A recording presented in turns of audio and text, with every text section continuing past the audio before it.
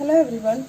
In this video, I will be discussing about the electron displacement effects in organic molecules, in which I am sharing information about inductive effect. So you might have heard about the word inductive effect, the definition of which is the presence of electron attracting or electron withdrawing atom or a group attached to a carbon chain of a molecule through a covalent bond induces polarity in that bond. So what does it mean? Suppose you have a carbon chain of this sort, C, C, C, and this is attached with an halogen. So halogen means that X means electron withdrawing because of the electron negativity, right? Electron withdrawing in nature. Okay, so that means the electron density between this is known as first carbon, second carbon, third carbon. So the electron density between this carbon and this halogen, if you are seeing, this is more electron negative in nature, so there will be an electron pull towards this halogen. So what that is meant by this sentence. So the presence of electron attracting group attached to a carbon chain of a covalent bond induces polarity. Okay, so in effect this will be having del minus. So here del plus will have, because the electron density have a tendency to move towards halogen, so that here electron density will be less, so that the carbon generates a partial positive charge. Now this polarity developed may induce polarity in adjacent bond. How? If you are seeing this carbon-carbon bond, it was if it is simply carbon, it will be equally shared, this bonded pair. Now if you are seeing over here, because of the presence of this halogen, this develop a partial positive charge. Now this have an effect on this adjacent carbon. How? Since this is electron deficient nature, this bonded pair have a tendency to move towards this. Electron will always have a tendency to go towards electron deficient sides, right? So that this carbon experience low electron density, so it will in turn generate a much lower partial positive charge, like double del plus. Okay, so this induces polarity in adjacent bond. Now if you are seeing at the third carbon, again this is electron deficient nature, this electron density will be pulling towards this electron deficient carbon in this manner, generating a much less electron deficiency, partial positive charge on third carbon. So this will be going throughout the chain, but as the length of the chain increases, this will be diminishing. Okay, this as it is away from the electronegative atom, this effect of inductive effect is decreasing. So the effect may further be transmitted through the adjacent carbon-carbon sigma bonds in the chain, and this phenomenon of inducing polarity throughout the chain is called inductive effect or simply I effect. Depends upon the group attached over here. It could be minus I effect or plus I effect. Minus I effect means negative inductive effect. Negative inductive effect. When this negative inductive effect is happening, when this X is electron withdrawing group, then this is called minus I inductive effect. Okay, negative inductive effect. So this X is since X is an electron withdrawing group, this is showing electron withdrawing inductive effect or negative inductive effect, or it could be called minus I effect. Atoms or groups more electronegative than carbon will show minus I effect and are termed as electron attracting groups or electron withdrawing groups. So some of these are shown here in this decreasing order. So nitro group is having highest electron attracting power, then comes cyano, then carboxylic acid, then fluoro, then chloro, then bromo, then iodo, then hydroxyl, then phenyl, etc. Okay, so these are all generally called minus I effect group. Minus I effect group.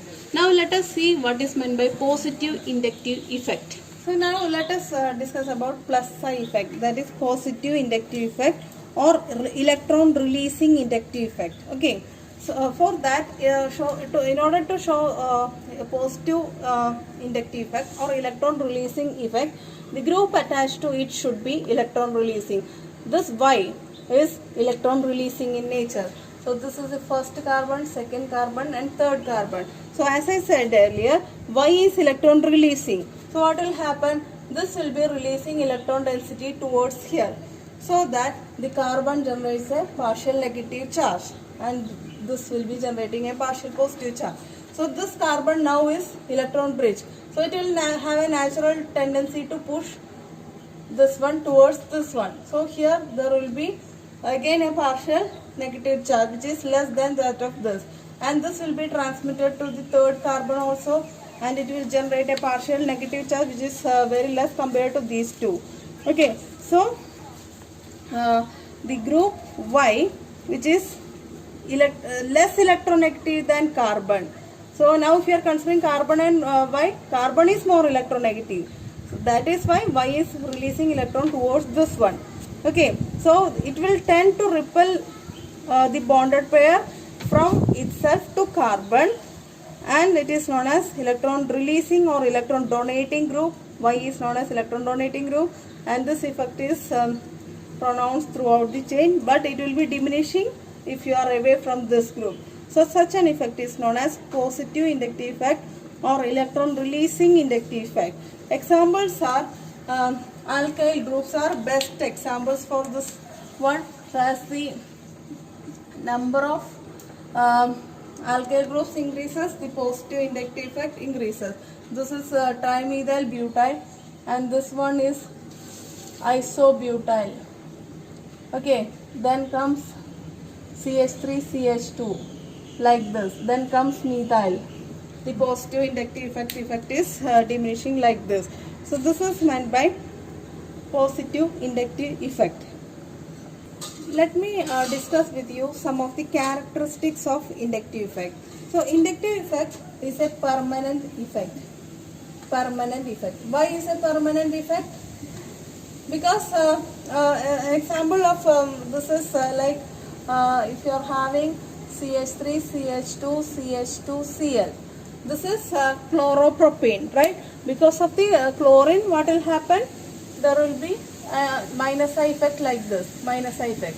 And if you are seeing, the electron withdrawing group is present in this molecule. It is permanent over here. So that effect is also permanent.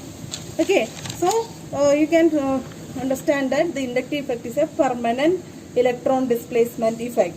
Now, it involves not a transfer, but a mere displacement of electrons. Okay, not transfer of electrons, but mere displacement.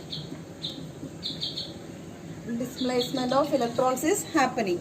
Okay, displacement of sigma electrons causing the distortion of the orbital in which they are present. Now, another property is that the third thing is that inductive effect weakens steadily with increasing distance. What does it mean? So, as I said over here, this generates a del minus over here, so this has a del plus. So, because of the electron deficiency over here, this electron density goes over there, so it will develop a partial positive charge which is less compared to this one. And the third one generates like this. So, if you are seeing over here, as this carbon is farthest from chlorine, it is the effect is very less. Then it is somewhat more than this one, and this is having more more negative I effect compared to all these things. So as we move away from this substituent, the effect decreases. So that is meant by this one. The inductive effect weakens steadily with increase in distance. So these are the important characteristics of inductive effect, and here it is almost negligible beyond 2 carbons. Okay, it will be prominent up to 2 or 3 carbons, and after which it is diminished. Okay.